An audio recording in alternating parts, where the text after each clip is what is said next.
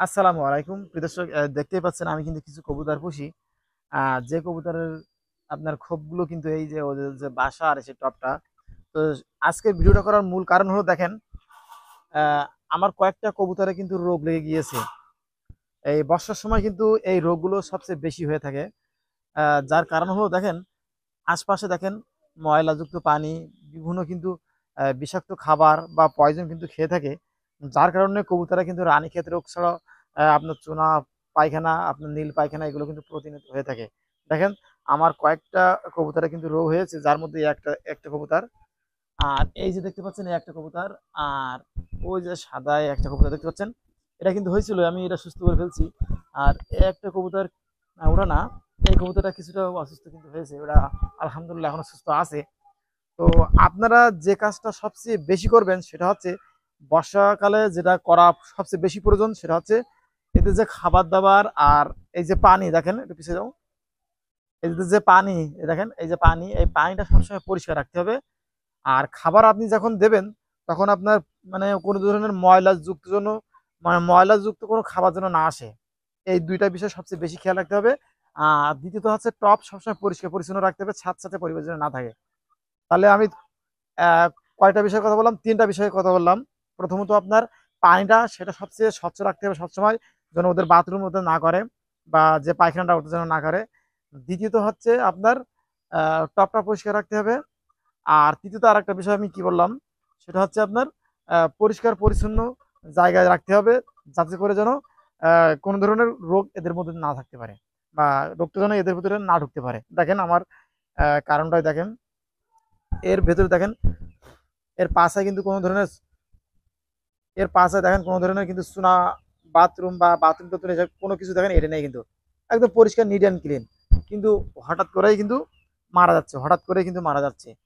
তো মারা যাওয়ার কারণগুলো আমি বুঝলাম, প্রথমত আপনার এই যে পানিটা, দ্বিতীয়ত টপ, আর তৃতীয়ত হচ্ছে যে বিষয়টা আপনি খেয়াল করবেন সেটা হচ্ছে বর্ষার সময় একদম আবদ্ধ, মানে আপনি একটা ঘেরার মধ্যে রাখলে সবচেয়ে বেস্ট হয় বা ভালো হয়, যাতে করে উড়ে গিয়ে কোনো ধরনের বিষাক্ত খাবার বা অন্য কোনো ধরনের কিছু খাবার যেন না খায়। আর রোগ হলে যে বিষয়টা করবেন, প্রথমত দেখবেন যে আপনি কবুতরটা ধরবেন, প্রথমত যখনই অসুস্থ হয়ে যাবে তখন আপনি কি করবেন, কবুতরটা প্রথমে ধরবেন। প্রথমে ধরার পরে ধরার পরে আপনি কি করবেন, এর টুসার ভিতরে যে ময়লাযুক্ত পানিগুলো আছে, এই পানিগুলো আপনি কি করবেন, প্রথমে ওর ভিতরে যতটুকু পানি ঢোকানো যায় টুসার ভিতরে, আপনি স্যালাইন দিয়ে বা যে কোনো দিয়ে সেগুলো ঢুকাবেন, ঢুকায় পানিগুলো বা ময়লাগুলো বাহির করে দেবেন। দেখবেন যে ওর ভিতরে এত পরিমাণ ময়লা দুর্গন্ধ হয়েছে, আপনি বাইর করলে বুঝতে পারবেন। তো আমি এই রোগটা অনেক দিন বেশি চলে গিয়েছিল, যার কারণে আমি একে বাঁচাতে পারিনি। সঙ্গে সঙ্গে যদি আমি করতাম তাহলে ওইরকম, ওই যে একটা সাদা কবুতর দেখছেন, ও কিন্তু আমার সুস্থ হয়ে গেছে, অ্যাক্টিভ হয়ে গেছে, ঠিক ওইরকমটাই কিন্তু সুস্থ হয়ে যেত। তো আপনারা অগ্রিম সচেতন নেবেন। দেখেন আমার ওই একটা কবুতর কিন্তু, ওটা কিন্তু আনঅ্যাক্টিভ রয়েছে অনেকটা, আর তাছাড়া কিছুটা কিন্তু এখনো কিন্তু আনঅ্যাক্টিভ, ভালো চলতে পারছে না। দেখলেই বুঝতে পারবেন, দেখেন আমি খাতে দিচ্ছি, ওদেরকে দেখলে বুঝতে পারবেন। ওদেরকে দেখেন আমি কিন্তু গম আর সরিষা দিচ্ছি, এটা খায় বেশি। আহ আহ আহ আহ আহ আহ আহ আহ।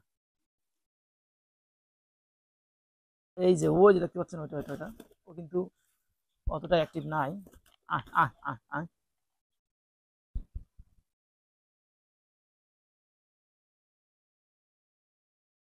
এই যে কইছে কবুতরটা, এই যে দেখেন, এই যে খাচ্ছে দেখেন, এই যে এ কিন্তু দেখেন এর বুকের হাড় কিন্তু বাইরে গেছে। দেখেন এর হাড় ছাড়া কিছু নাই। দেখেন কাঠ হয়ে গেছে, একদম পুরো কাঠ হয়ে গেছে। মানে কবুতর গুলো আমার এই রোগটা হয়েছে বেশি, যে মনে করেন যে খাচ্ছে না, আনঅ্যাক্টিভ থাকতেছে। তো এদের জন্য আপনি যে ওষুধটা দেবেন দেখেন, এই ওষুধটা সবচেয়ে বেশি কার্যকর। এই যে দেখেন, এটা কিন্তু 2+। 2+টা আপনি কি করবেন, আপনি পানির সাথে, 2+টা আপনি কি করবেন, 2+টা আপনি পানির সাথে মিশিয়ে দিবেন। পানির সাথে কয়েক ফোঁটা বা আপনি 10-15 ফোঁটা পানির সাথে মিশিয়ে দিবেন, যাতে করে তারা খেয়ে, মানে প্রত্যেকটা কবুতর যেন খেতে পারে। খেতে বললে এই 2+টার কাজ হচ্ছে আপনার অ্যান্টিবায়োটিক, মনে করেন যে কোনো জীবাণু থাকলে বা বিষাক্ত কিছু থাকলে তাদের সাথে যুদ্ধ করবে, এক কথায় যুদ্ধ করে তাদেরকে মেরে দিবে। আর ওর সাথে সাথে দেবেন আপনি দেখেন সিপ্রোসিন ভ্যাট আর অ্যামিনো ভ্যাট, এই দুইটা দিবেন, সিপ্রোসিন ভ্যাট আর অ্যামিনো ভ্যাট, এই দুইটা ওষুধ আপনি দিবেন। তাহলে দেখবেন আলহামদুলিল্লাহ অনেকটা কিন্তু সুস্থ হয়ে যাচ্ছে, বা আগের রূপে কিন্তু কবুতর ফিরে আসবে। যেটা আমার এই যে এই কবুতরটার মতো দেখেন, এটা কিন্তু আলহামদুলিল্লাহ এখন সুস্থ। এর বুকটা দেখেন অনেকটাই কিন্তু এখন মানে ভরাট হয়ে গেছে বা লেভেল হয়ে গিয়েছে। তো আপনারা এই ভুলটা কখনো করবেন না, যে ভুলটা আমি কিন্তু করেছি। আমি চাই আপনারা এই ভুলটা কখনোই করবেন না।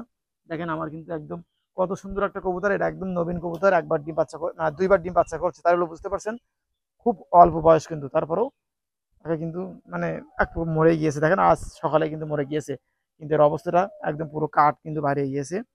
যে তিনটা বিষয় বললাম, পরিষ্কার খাবার দেওয়া দেখবেন, আবদ্ধ মানে আবদ্ধ বলতে কোনো একটা জায়গার ভেতরে রাখবেন, বর্ষাকালে ছেড়ে দেবেন না। দ্বিতীয়ত হচ্ছে টপ পরিষ্কার রাখবেন, পরিষ্কার পরিচ্ছন্ন রাখবেন। আর তৃতীয়ত হচ্ছে আপনার যে বিষয়টা বললাম, সেটা হচ্ছে আপনার এদের যে যে পানিটা দেবেন, সেই পানিটা যেন সুন্দর একটা জায়গায় হয়, কোনো ধরনের বাথরুম তাদের না করতে পারে। আমি সবচেয়ে বড় ভুল করেছি এই পানি আর হচ্ছে আপনার পরিষ্কার পরিচ্ছন্ন খাবারের মাধ্যমে। কারণ আমি বর্ষার সময় এখানে খাওয়া দিয়েছিলাম, তখনও কিন্তু এখানে বাথরুম অনেক কিছু ছিল, তার কারণে কিন্তু তাদের রোগ ধরতে অনেক কিন্তু সহজ হয়েছিল। তো আপনারা আমার এই পরামর্শগুলো গ্রহণ করবেন, দেখবেন আপনার কবুতর বা হাঁস মুরগিতে কিন্তু সবচেয়ে কম রোগ বালাই লাগবে, বিশেষ করে বর্ষাকালে। আর বর্ষাকালে সেফটি যদি দিতে পারেন তাহলে সমাধান না, আর গ্রীষ্মকালে আপনারা ছেড়ে দেবেন, কোনো সমস্যা নাই। তো এই পর্যন্তই, আমি আমার কবুতরটা খুলে দেবো।